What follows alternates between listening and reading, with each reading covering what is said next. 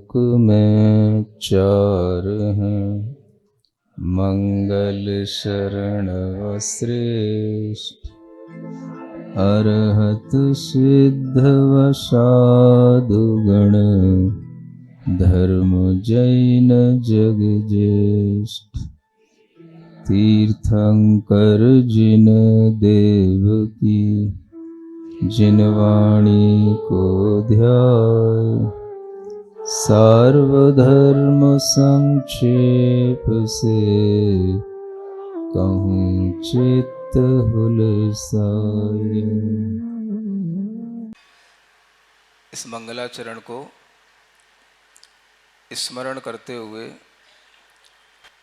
नई छेड़ाला की द्वितीय ढाल के 12वें नंबर के छंद को केवल प्रथम लाइन को पढ़ने की कोशिश करते हैं। अंजन सम भव्य निशंक होय,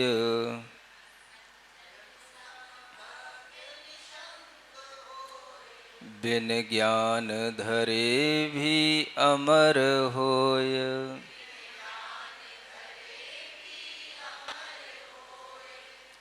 इसी एक पंक्ति पर विचार किया जाता है। सम्यक दर्शन की जब प्राप्ति होती है तो आचार्य कहते हैं कि आत्मा में 8 गुणों की अभिव्यक्ति होती है। उस आत्मा में 8 गुण प्रकट होते हैं और उन गुणों में सबसे पहला गुण निशंकित अंग कहलाता है। सम्यक दर्शन को प्राप्त कर लेना ही मानो धर्म को प्राप्त कर लेना है। जब आप कभी कभी ये विचार करते हो कि हमें धर्म की प्राप्ति कैसे हो,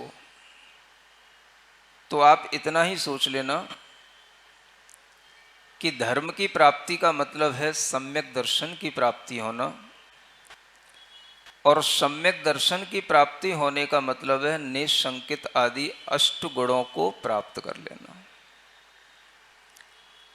आज हम उसी निशंकित गुण की थोड़ी सी व्याख्या इस भाव से करते हैं कि हम लोगों के अंदर भी ऐसा ही निशंक भाव पैदा हो। निशंक का होता है मतलब निसंदेह। क्या बोलते हैं? जब भी आप किसी से कोई भी बात कहते हैं, किसी भी तरह का कोई एग्रीमेंट करते हैं, तो आप ये शब्द बोलते हैं, निस्संदेह मैं ये बात कह रहा हूं, आप मेरी बात सुनिए। निस्संदेह का मतलब होता है कि आप उस बात पर दृढ़ हैं जो बात आपसे कही जा रही है। इसी तरह से धार्मिक होने का मतलब है कि जब आपके अंदर ये दृढ़ता आ जाती है कि आप वीतराग भगवान की आराधना करें, जिनवाणी का श्रवण करें और निर्ग्रंथ गुरुओं की उपासना करें, तो इस बात में भी आपको निस्संदेह होना पड़ता है। क्या होना पड़ता है? निस्संदेह, संदेह नहीं करना। फिर इसमें किसी भी तरह का कोई भी मन में हल्का सा भी डाउट नहीं रह जाना। मन के अंदर हल्का सा भी कहीं कमजोरी नहीं रह जाना। समझने के लिए आचार्यों ने, आचार्य समंतभद्र जैसे महान आचार्यों ने एक व्यक्ति का नाम लिया जिसका नाम है अंजन चोर। क्या नाम है? उसी को यहां पर रखा गया। अंजन सम भव्य निशंक होय, बिन ज्ञान धरे भी अमर होए। भव्य जीव है तो वह अंजन के समान निशंक होना चाहिए, और आपको यह ज्ञात भी होना चाहिए कि अंजन चोर यह उसकी उपाधि का नाम है, यह उसका वास्तविक नाम नहीं है। वह चोर होते हुए भी जन्म से चोर नहीं था, अपने पुरखों के आए व्यवसाय से चोर नहीं था, वह एक राजकुमार था और उसका नाम ललित कुमार था। क्या नाम था? हाँ, ललित माने सुंदर। जो सबका लाडला होता है उसको ललित कहते हैं। वह ललित कुमार नाम का राजकुमार है। और जब वह राजकुमार बड़ा हो जाता है तो बड़े होने के बाद में वह शौक शौक में यह कार्य करने लग जाता है जो कुछ लोगों के अंदर ऐसा भी शौक होता है कि हम कुछ साहसिक कार्य करें। तो ऐसा उसके अंदर एक भाव आ जाता है कि हम भी एक कोई साहसिक कार्य करें और लोग उसको न समझ पाए, हमें न पकड़ पाए, ऐसा कोई कार्य करें। एक दिन उसे एक सिद्धि की प्राप्ति हो जाती है और वह सिद्धि उसके प्रयासों से, प्रयोगों के माध्यम से हो जाती है। और वह सिद्धि इस बात की हो जाती है कि एक गुटका सिद्धि की एक प्रक्रिया होती है, इसे बोलते हैं अंजन गुटका सिद्धि। अंजन को भी सिद्ध किया जाता है। अंजन सिद्धि का मतलब है एक ऐसा काजल बनाना जिस काजल को लगाने के बाद में मैं तो सबको देख सकूं लेकिन मुझे कोई ना देख सके, उसको बोलते हैं अंजन सिद्धि। उस ललित कुमार ने बड़े होने के बाद में ये अंजन सिद्धि कर ली। और इसका प्रयोग कैसे करें? तो उसका प्रयोग करने के लिए वह क्या करने लगा? वह तरह तरह से लोगों के सामने आता लेकिन लोग उसको नहीं देख पाते और वो लोगों को देख लेता। ये उसके पास में एक सिद्धि हो गई। इसी सिद्धि के चलते उसका संपर्क एक ऐसी स्त्री से हो गया जिस स्त्री ने कभी रानी के गले में एक बहुत सुंदर हार देखा था और वह उस हार को चाहती थी। और वह स्त्री के निकट में यह ललित कुमार पहुंच गया। ललित कुमार उस स्त्री को चाहता था। समझ आ रहा है आपको? ललित कुमार जिस स्त्री को चाहता है वो स्त्री क्या चाह रही है? वो रानी के गले का सुंदर हार चाह रही है। तो ललित कुमार जब रानी के पास पहुंचता है, उस स्त्री के पास पहुंचता है, तो वो स्त्री कहती है पहले मुझे वो हार ला करके दो, तब आगे कोई प्रेम प्यार की बात करना। सुन रही हो? नहीं सुन रही? ऐसा कभी बोलने में आया तुमको कि नहीं आया? आप लोग तो सब अच्छी स्त्रियां हैं।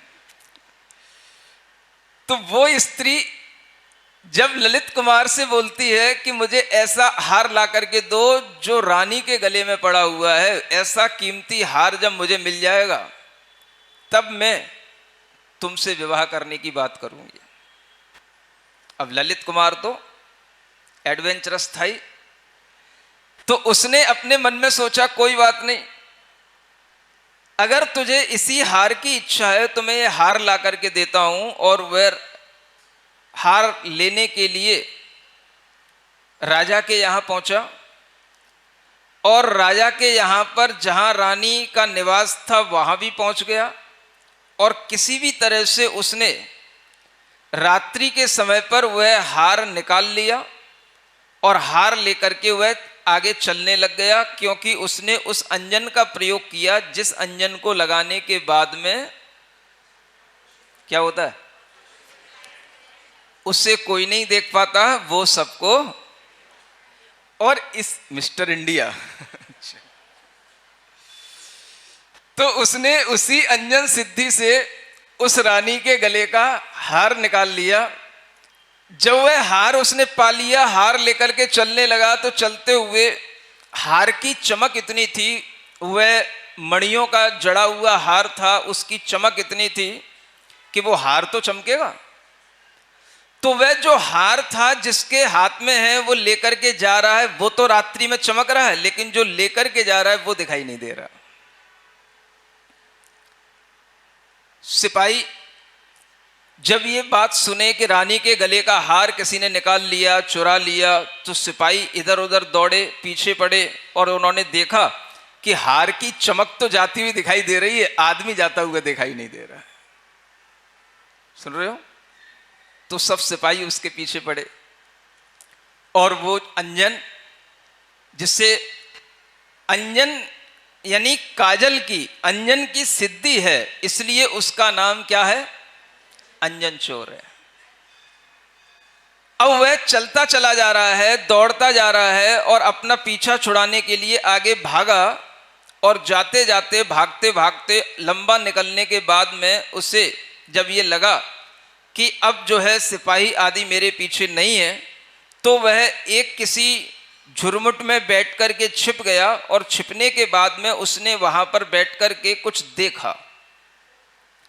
रात्रि हो चुकी थी और रात्रि में बैठ कर के वह देख रहा है एक व्यक्ति है जो बहुत बड़े पेड़ पर एक बहुत बड़ा एक छींका बांध करके बार बार उस पर बैठ जाता है और फिर बार बार उस पर से बैठ करके नीचे उतर करके आता है और फिर नीचे से ऊपर जाकर के बार बार उसके ऊपर फिर बैठ जाता है। छींका समझते हो? पेड़ के ऊपर, पेड़ के चारों ओर एक ऐसा जाल सा बना लेना जिस पर वह बैठ सके, और बैठने के बाद में वह क्या करता है, उसके हाथ में एक तलवार है और वह नीचे उसने बहुत सारी तलवारें ऊपर को मुख करके लगा रखी हैं। वह उस छींके में बैठ जाता है, तलवार हाथ में लिए रहता है और नीचे देखता है, फिर उसका मन नहीं होता है, फिर उस छींके से बाहर आ जाता है, फिर नीचे उतर करके आ जाता है, फिर आकर के फिर ऊपर चढ़ जाता है। ऐसे करते जब 2-4 बार हो गया तो वह अंजन वहां खड़ा खड़ा देख रहा था, ये क्या कर रहा है। सुन रहे हो? अंजन वह चोर ही कहा जाएगा अभी, जिसने रानी के गले का हार चुरा लिया। और वह अंजन चोर वहां जब उस व्यक्ति के पास पहुंचा तो उसने कहा, भाई तुम कौन हो? तो उसने कहा, मेरा नाम सोमदत्त है। क्या है? क्या कर रहे हो? मैं यहां पर एक सिद्धि करने आया हूं। कैसे सिद्धि होती है, क्या उसकी विधि होती है, और ये सिद्धि किसको प्राप्त हुई, कैसे तुम किसी के विश्वास से इस तरह की सिद्धि कर सकते हो, ये सब प्रश्न जब अंजन चोर ने उससे पूछे तो उस सोमदत्त ने उसका वर्णन करना शुरू किया। सुन रहे हो ना आप लोग? अब वो कहता है, मैं आपको एक छोटी सी बात बढ़ाते हुए, आगे इस कहानी को आगे बढ़ाते हुए मैं आपको कुछ बताना चाहता हूं। हम तो एक तरह से अपने सेठ जी के नौकर हैं। मेरे सेठ जी का नाम जिनदत्त सेठ है। मैं तो उनकी सेवा करने वाला सेवक हूं, और उन जिनदत्त सेठ के बारे में मैं आपको बता रहा हूं, जिसकी प्रेरणा से मुझे यहां पर यह सिद्धि करने का मन बना। एक बार 2 देव परीक्षा करने के लिए निकले, जिनके नाम थे अमित प्रभ और विद्युत प्रभ। क्या नाम थे? उनमें से एक देव सम्यक दृष्टि था, जो जिन धर्म, जिन गुरु आदि को मानने वाला था, जिसका नाम अमित प्रभ था, और दूसरा देव विद्युत प्रभ था, जिसका जिन धर्म पर विश्वास नहीं था, लेकिन देव आपस में मित्र थे। जब वो देव मित्र हैं तो देव भी अपनी मित्रता को बनाए रखने के लिए आपस में चर्चा करते हैं, और वह अमित प्रभ कहता है विद्युत प्रभ से कि आप व्यर्थ के ढकोसलों में पढ़ करके, व्यर्थ के चमत्कारों में पढ़ करके, व्यर्थ की बातों में पढ़ करके अपने अंदर के मिथ्यात्व को क्यों बढ़ा रहे हो? तो विद्युत प्रभ कहता है ये व्यर्थ क्यों है? तो अमित प्रभ कहता है चलो आज अपन थोड़ा सा परीक्षा करने के लिए चलते हैं, बाहर निकलते हैं।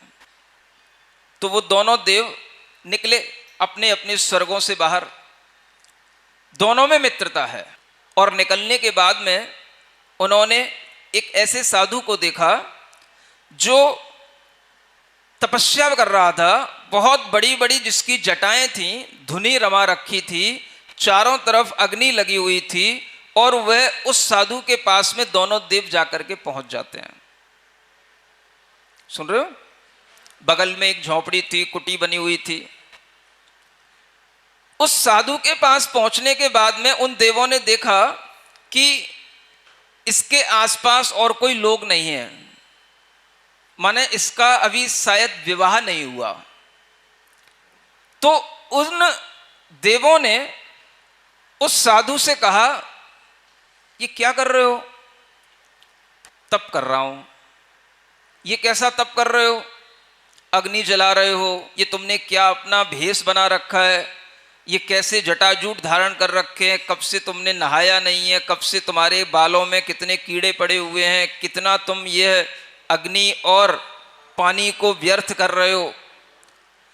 इतनी सब बात कहने के बाद में उस साधु के मन में विचार आया, तो उसने पूछा आप हमारी तपस्या को गलत क्यों कह रहे हो? तो वो देव कहते हैं तुम्हारी तपस्या इसलिए गलत है क्योंकि तुम गलत तरीके से काम कर रहे हो। तुम्हें पता ही नहीं है कि तुम क्या कर रहे हो, तुम्हें क्या करना चाहिए था। तुम्हें पता नहीं है कि धर्म में लिखा हुआ है अपुत्रस्य गतिर्नास्ति। क्या कहा गया? अपुत्रस्य गतिर्नास्ति, मतलब जिसके पुत्र नहीं होता है उसके आगे अच्छी सदगति नहीं होती है।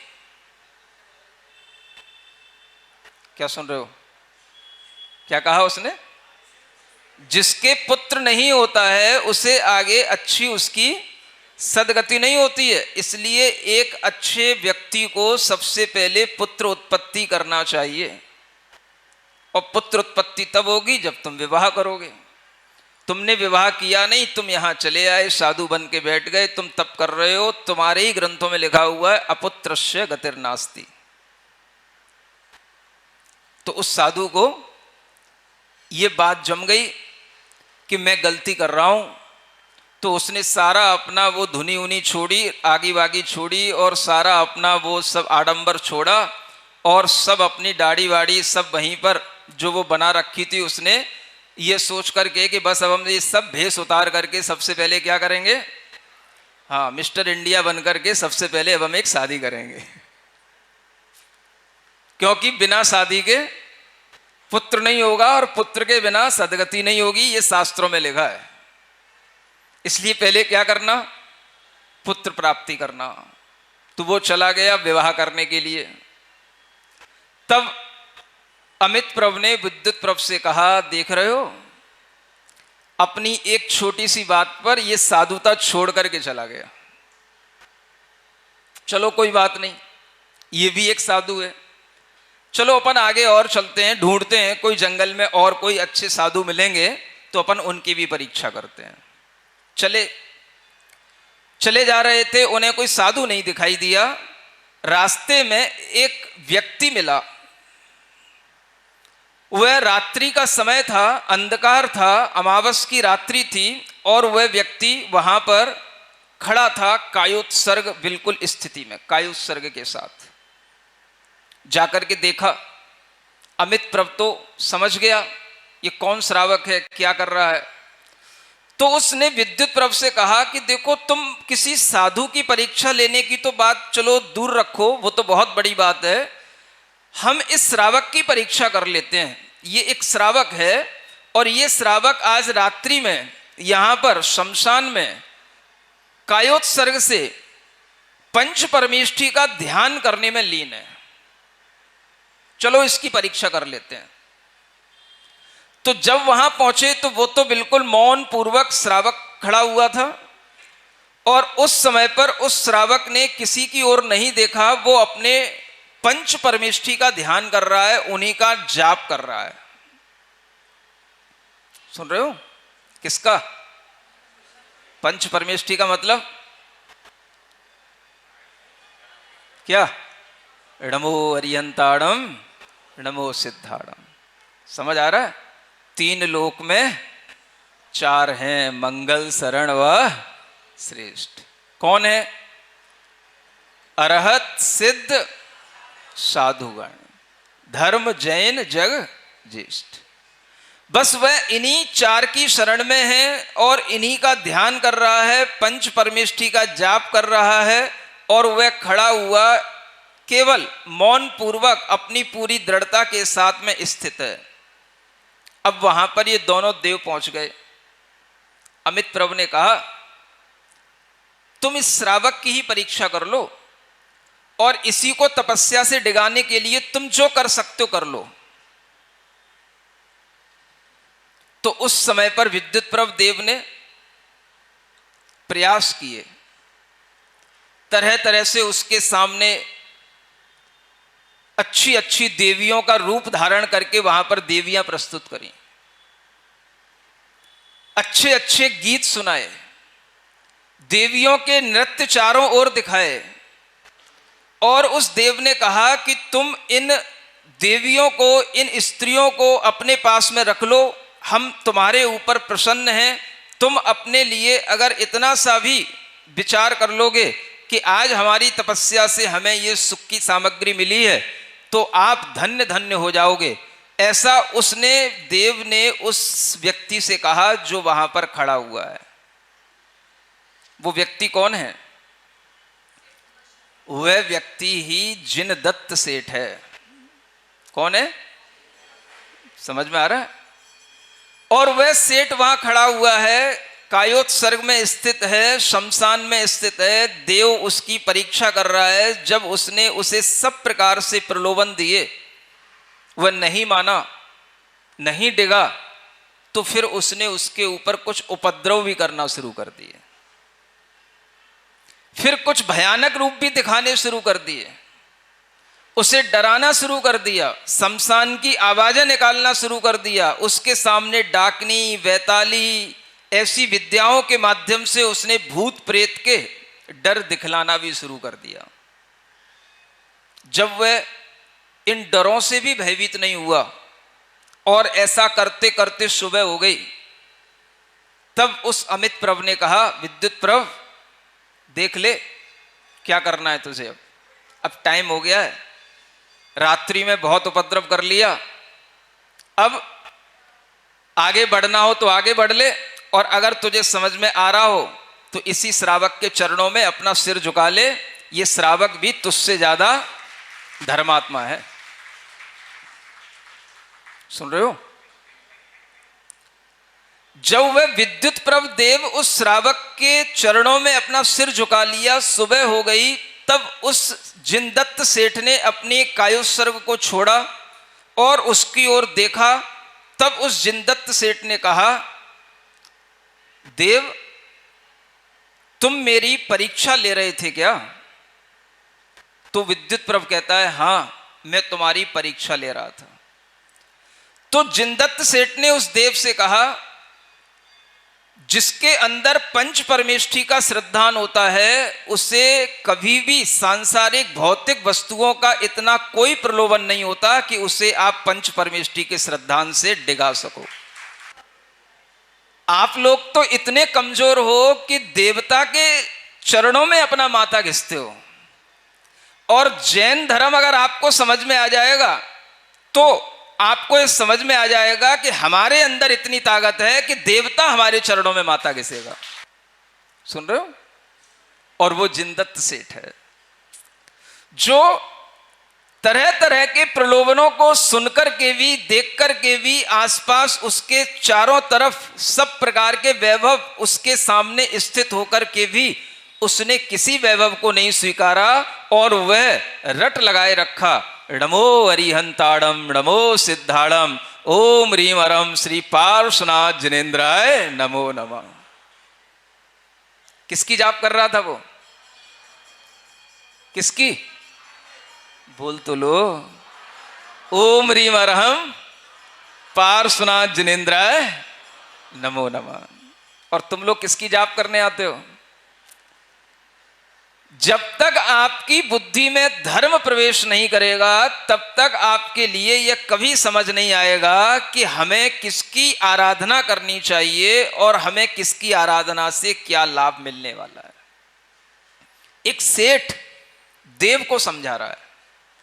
जिनदत्त सेठ ने उस देव को समझाया, विद्युत प्रभ देव को, कि हे देव तू मेरी बात सुन, इस संसार में अगर तुझे मुक्ति चाहिए, संसार के दुखों से अगर तू बचना चाहता है, और ये तेरी देव पर्याय भी तेरे उम्र पूरी होने पर छूट जाएगी, अगर तूने सम्यक दर्शन धारण नहीं किया तो तू त्रियंश योनि में चला जाएगा, अनेक प्रकार की 84 लाख योनियों में भटक जाएगा। इसलिए सम्यक्त को धारण कर, तीर्थंकर भगवान की उपासना कर।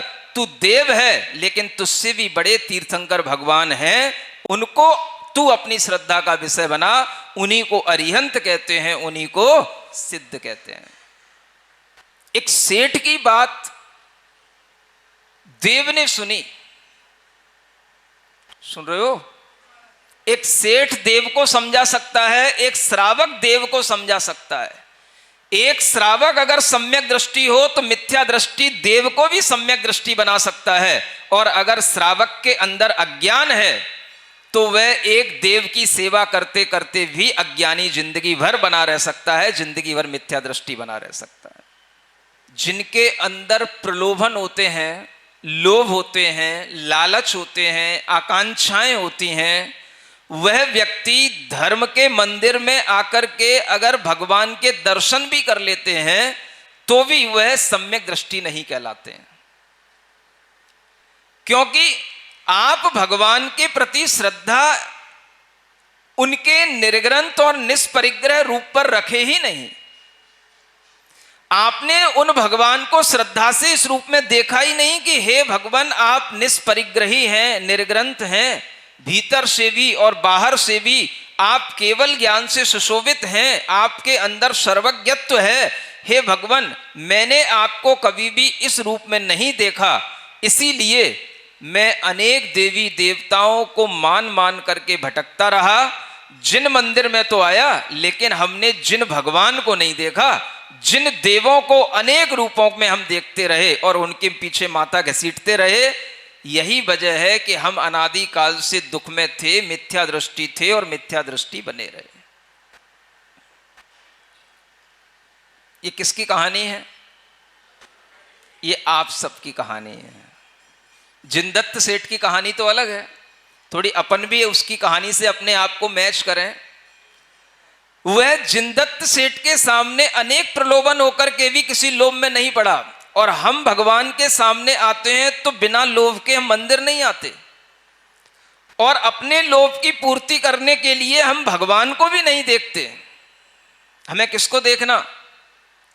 हमें भगवान की सेवा करने वाले सेवकों की ओर देखना,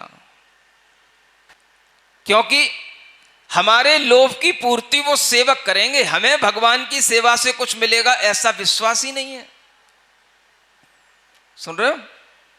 किसी को विश्वास है कि भगवान की सेवा से कुछ मिलता है, भगवान की श्रद्धा से कुछ मिलता है? उस जिनदत्त सेठ ने इतना सारा वैभव छोड़ दिया, क्या मिला उसको? मैं बताता हूं क्या मिला उसको।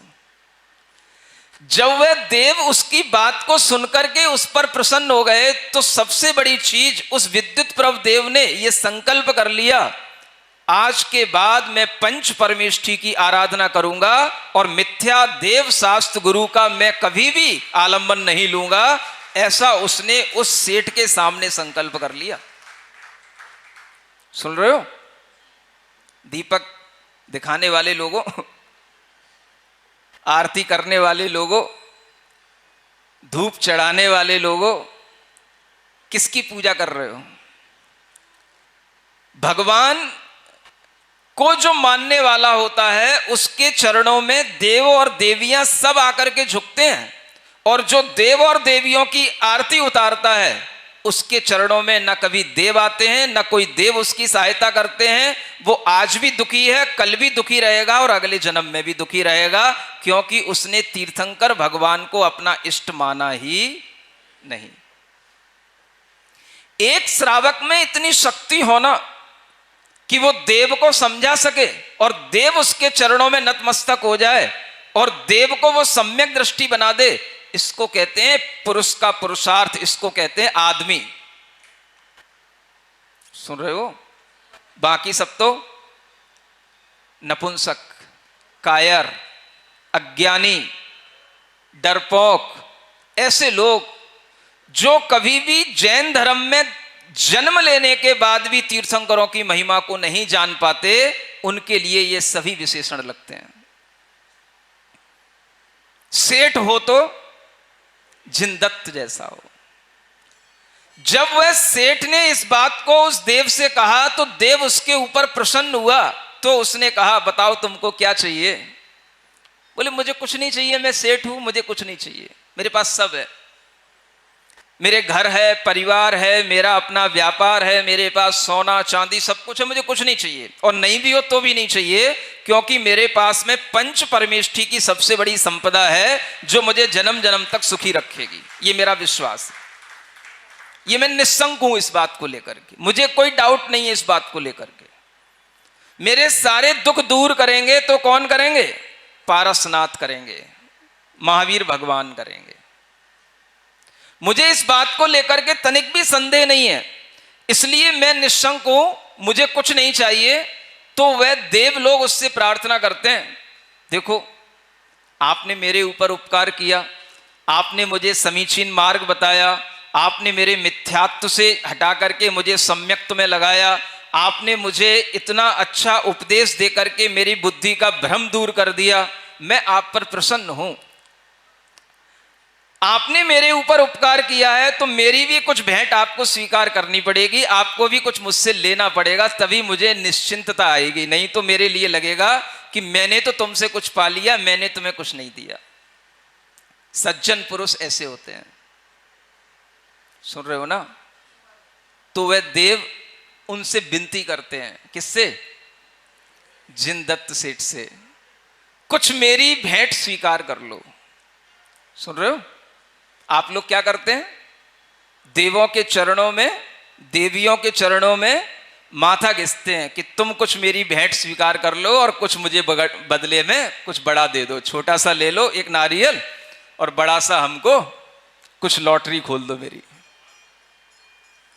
सुन रहे हो? और इधर क्या हो रहा है? इधर देव उस सेठ के चरणों में विनती कर रहा है, आपने मेरी आंखें खोल दी, आपने मुझे धर्म सिखा दिया, आपने अपनी दृढ़ता से मेरे अंदर का भ्रम दूर कर दिया, मैं आप पर प्रसन्न हूं, कुछ ले लो। तो जब देवों ने देखा ये कोई धन संपदा लेने वाला नहीं है, क्योंकि ये निशंक है, आगे जो निशंक होता है वो निष्कांक्ष भी होता है, ये कल बताया जाएगा, निष्कांक्षित अंग भी दूसरा अंग है। तो ये निस्संक भी है, निष्कांक्ष भी है, इसे कुछ नहीं लेने का भाव है, लेकिन फिर भी हमें कुछ देना तो है। तो पता है वो क्या देते हैं? वह उस जिनदत्त सेठ से कहते हैं, मैं तुम्हें ये 2 विद्याएं दे रहा हूं, ये विद्याओं का प्रयोग तुम अपने धर्म को बढ़ाने के लिए करना। धर्म को बढ़ाने के लिए विद्याओं का प्रयोग? हां, इस विद्या के सहारे तुम सुमेरु पर्वत पर बने हुए अकृत्रिम जिनालय की वंदना करने जा सकते हो और वहां पर 500 धनुष ऊंचाई वाले बड़े बड़े जिनबिंबों के दर्शन करके तुम अपने सम्यक दर्शन को बढ़ा सकते हो। ये विद्याएं इसलिए काम आएंगी तुम्हारी। तब जिनदत्त सेठ को लगा ये तो बहुत अच्छी बात है, आज मेरी चतुर्दशी की आराधना से, आज मेरे पंच परमेष्ठी की आराधना से मुझे इतना मिल गया कि मैं केवल जिन बिंबों की आराधना करते हुए अपने कृत्रिम जनालयों की आराधना करता था, अब मुझे अकृत्रिम जनालयों की आराधना करने को मिलेगा। तो उस जिनदत्त सेठ ने वो 2 विद्याएं उनसे ले ली, बोली ये चलेगा। सुन रहे हो? उन विद्याओं के सहारे न केवल सुमेरु पर्वत, किंतु जितने भी 2.5 द्वीप में अकृत्रिम जिनालय हैं, कुलाचल पर्वतों के जिनालय हैं, मानसोत्तर पर्वत तक के जिनालय हैं, उन सब जिनालयों की तुम आराधना करने जा सकते हो। जब तुम्हारा मन आए तब सुमेरु पर्वत पर चले जाना, जब तुम्हारा मन आए तब कुलाचल पर्वतों पर चले जाना, जब तुम्हारा मन आए विजयार्थ पर्वत की श्रेणियों में चले जाना, जब तुम्हारा मन आए धातकीखंड द्वीप में चले जाना, वहां पर भी 2 मेरु बने हुए हैं, और जब तुम्हारा मन आए तो पुष्करार द्वीप में भी चले जाना, वहां पर भी 2 मेरुओं पर चारों दिशाओं में, चारों वनों में जिनालय बने हुए हैं। और तुम्हें जितने भी जिनालयों की वंदना करना हो 2.5 द्वीप के अंदर तुम घूमने के लिए स्वतंत्र हो, मैं तुम्हें परमिट दे रहा हूं। सुनते हो? ये मिली भेंट किसको? किसकी आराधना से? ऐसा होता है, पंच परमेष्ठी की आराधना से इतना बड़ा लाइसेंस मिलता है कि अगर वह आराधना छोड़ देते तो क्या मिलता? आप अपनी गाड़ियों से तो घूम सकते, लेकिन इतना बड़ा लाइसेंस नहीं मिल सकता कि आप दुनिया में कहीं पर भी इन विद्याओं के माध्यम से विमानों में घूम सको। ये किसने दिया? ये भी उस देव ने दे दिया। ये तो भेंट है, ये उसकी अभी पंच परमेष्ठी की आराधना का फल नहीं है। ये क्या है? ये तो उसकी बाहरी एक भेंट है। आप सब लोगों को ये सीखना चाहिए कि तीर्थंकर भगवान की पंच परमेष्ठी की आराधना कितनी स्ट्रांग होती है और वह कितने बड़े बड़े पुण्य फलों को हमें देने वाली होती है। हम अगर उन तीर्थंकरों के जो सेवक हैं, किंकर हैं, उनकी अगर हम सेवा करते हैं और उनके चरणों में अगर हम अपना सिर टेकते हैं तो ये तीर्थंकर की सबसे बड़ी अवमानना कहलाती है।